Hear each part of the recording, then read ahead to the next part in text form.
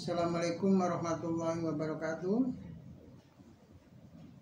Sahabat-sahabat YouTube yang mudah-mudahan dimuliakan oleh Allah Subhanahu wa taala. Jumpa lagi di Eldor File.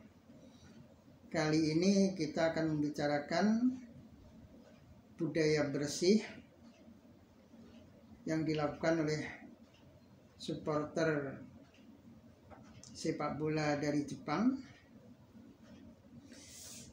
Saya yakin sahabat-sahabat YouTube masih ingat apa yang dipertontonkan oleh supporter sepak bola Jepang dalam arena Piala Dunia di Qatar yang baru lalu. Para supporter sepak bola Jepang ini begitu selesai pertandingan sepak bola, mereka melakukan kegiatan bersih-bersih. Ini sebuah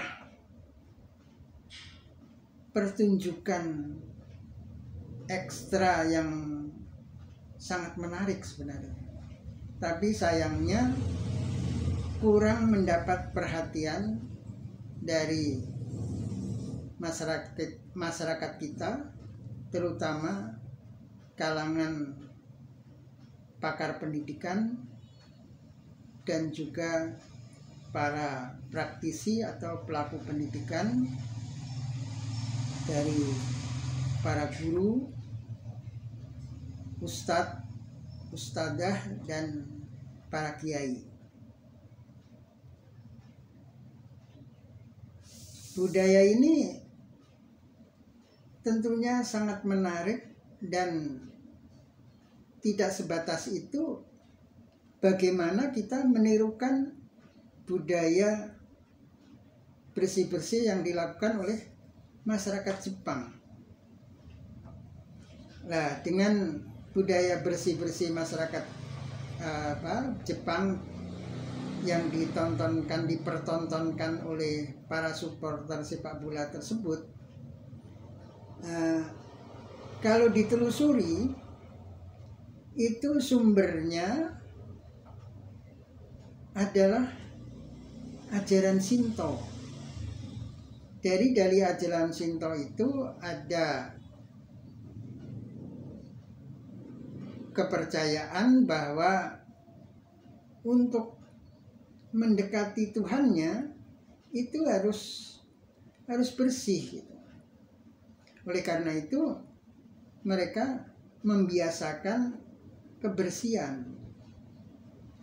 Nah, jadi dari sumber ajaran agama Shinto yang pada abad ke-7 pada zaman Asuka ini masih terbatas di kalangan para bangsawan. Tapi pada abad 8 sampai abad 12 di era Heian ini mulai berkembang di kalangan masyarakat awam. Ini yang menarik, bagaimana dari pengetahuan secara kognitif kemudian dikembangkan menjadi sebuah nilai di ranah afektif, dan selanjutnya menjadi sebuah tindakan di ranah psikomotorik, dan akhirnya menjadi sebuah budaya. Nah, ini sangat menarik. Jadi dari ranah kognitif tadi, terus kemudian ditanamkan di ranah psikomotorik. Anak-anak dari kecil, dari TK sudah ditanamkan cinta kebersihan, nilai kebersihan, dan seiring dengan itu di ranah psikomotoriknya dibiasakan melakukan tindakan-tindakan kebersihan. Anak-anak dari sejak dini, dari TK atau dari SD, mereka sudah dibiasakan untuk melakukan kegiatan kebersihan. Dan bahkan menurut cerita Profesor Asip, seorang konsultan Kementerian Agama, bercerita dalam satu kesempatan, beliau mengatakan pada awal beliau kuliah di Jepang, itu ada pemandangan yang sangat menarik. Beliau melihat seorang anak TK pulang sekolah, kemudian memungut tisu yang ada di jalan, terus dimasukkan ke dalam tas. Setelah sampai ke tempat yang ada bak sampahnya atau tong sampah, tisu itu dia buang. Sehingga Profesor Asip menanyakan hal itu kepada anak TK tadi. Bahkan ditanyakan cita-citanya kelak setelah selesai sekolah atau selesai kuliah, ingin menjadi apa? Nah, itu jawabannya ternyata sangat mengejutkan Profesor Asip. Anak TK tadi mengatakan ingin menjadi petugas kebersihan. Nah, di negara kita ya nggak mungkin lah itu ada anak yang bercita-cita menjadi petugas kebersihan. Karena tampilan tenaga kebersihan di negara kita itu sangat tidak menarik. Karena tidak didukung oleh sarana yang canggih. Pemerintah kita nggak kurang memperhatikan itu. Sementara di negara yang sudah maju, petugas kebersihan itu tidak bersentuhan dengan sampah yang kotor. Jadi anak kecil ini ya karena nilai kebersihan itu tinggi, maka dia menjadi petugas kebersihan ini, dia menganggap ini sebagai pahlawan kebersihan. Nah, jadi dari ranah kognitif, pengetahuan dari ajaran agama Shinto, kemudian di ranah afektif ditanamkan nilai kepada anak-anak sejak dini. Terus seiring dengan itu di ranah psikomotoriknya, anak dibiasakan melakukan tindakan-tindakan kebersihan. Di samping budaya kebersihan, di Jepang juga ada budaya malu. Jadi orang Jepang itu merasa malu kalau melakukan tindakan-tindakan yang merugikan masyarakat, mengecewakan masyarakat. Bahkan dari rasa malu itu diiringi oleh tindakan harakiri, bunuh diri. Nah, ya kita tentunya tidak ingin menyontoh itu sampai di ranah psikomotoriknya bunuh diri.